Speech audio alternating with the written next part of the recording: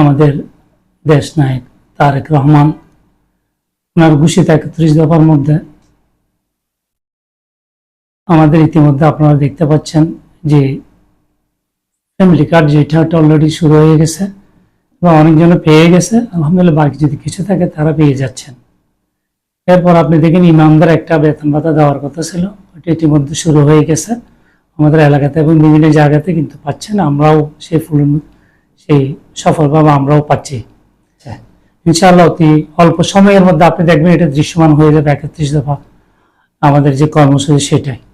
বাকি যে কর্মসূচিগুলো আছে এটা তো আমরা রাষ্ট্র ক্ষমতায় আসছি বেশি দিন হয়নি, অনেক কিছু দেখছেন দেশের উন্নয়নের ক্ষেত্রে, রাস্তাঘাটের ক্ষেত্রে, মসজিদ মাদ্রাসার ক্ষেত্রে, সবগুলো কিন্তু ধীরে ধীরে ইতিমধ্যে আমরা সুফল পাচ্ছি। আশা রাখি অতি দ্রুত সময়ের মধ্যে আমাদের 31 দফা বাস্তবায়ন হবেন, দৃশ্যমান হয়ে যাবে ইনশাআল্লাহ। বাংলাদেশের মানুষ সবাই জানে, যারা আমাদেরকে ফেসিস্ট বলি, যারা আমরা ফেসিস্ট হিসেবে পরিচিত, এই 17 বছর তো সবাইকে কিভাবে নির্যাতন করছে ওনারা নিজেরাই ভালো জানে। এরপরে আমাদের তো কোনো কথাই নেই। যারা একটু পোস্টদারি তাদের তো কোনো কথা নেই, তাদের বাসায় থাকতে পারছে কিনা, যেহেতু আমি নিজেও তো একটা ওইখানে সাক্ষী হিসেবে আছি।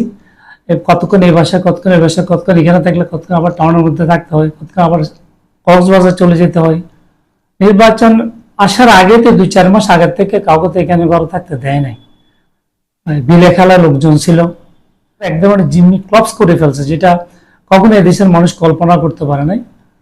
দীর্ঘ 17 বছর পর যেভাবে তারা দেশ থেকে বিতাড়িত হয়েছে, এটা তো জনগণে দেখছে। এবং আমি মনে করি এটা তাদের এই যেভাবে বিতাড়িত হয়েছে, এই নয় তাদের অনেক শাস্তি হওয়া আরো উচিত, যে দেশটাকে একদম ধ্বংসের পথে নিয়ে গেছিল।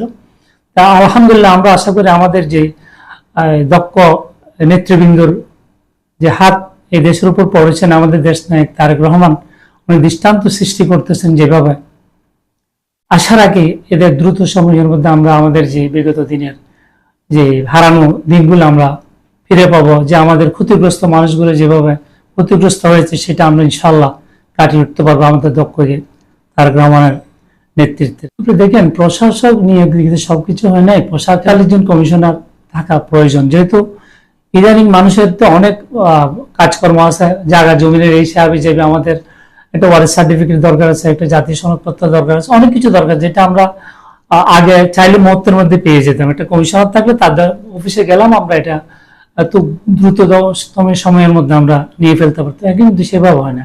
আপনি দেখেন কয়েক মাস লেগে যায় একটা ওয়ারিশ সার্টিফিকেট নিতে, কারণ প্রশাসক যিনি নিয়োগ করেছে উনি তো 3-4টা ওয়ার্ড নিয়ে 2-3টা ওয়ার্ড নিয়ে একটা, সেটা কাউকে চিনে না, ওয়ারিশ কাকে বানাবে, কাকে দিবে, কি করবে না করবে সেটা স্থানীয় লোক ছাড়া বাইরের লোক জানবে না।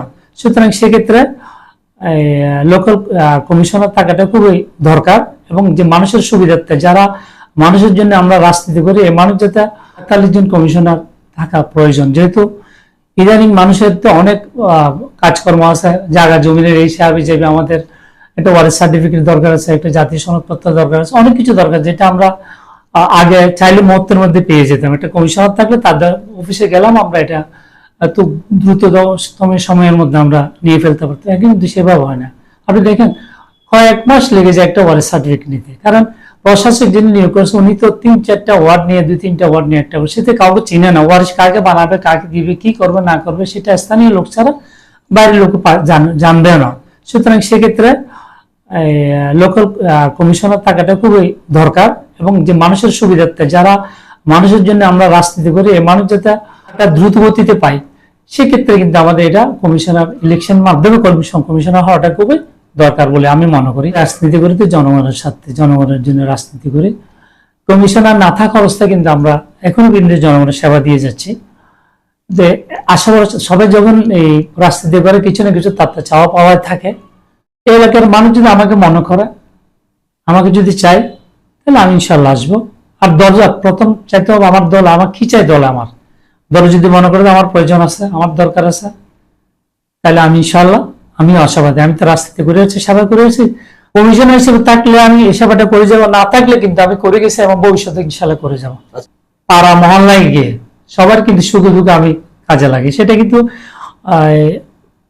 সব কাজ কিন্তু দৃশ্যমান হয় না, গোপনে কিছু কাজ হয়, যেগুলো যেগুলো আমি করি, মানুষের প্রত্যেকটা, আমি জানি প্রত্যেকটা অঞ্চলের মধ্যে কিন্তু আমার হাত আছে। মেয়ের বিয়ে হয় না, এটা হয় না, সেটা তো বলা তা বাহুল্য না।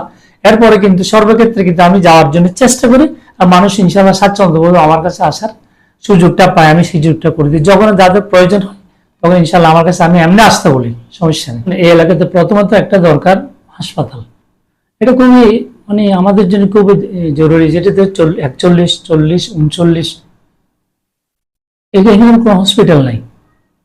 আমাদেরকে যে কোনো একটা সুখের মধ্যে আমাদের কিন্তু যেতে হয় আগ্রাবাদ শিশু হাসপাতাল, চিটাং মেডিকেল, এই বিভিন্ন জায়গায় যে অনেক দূর।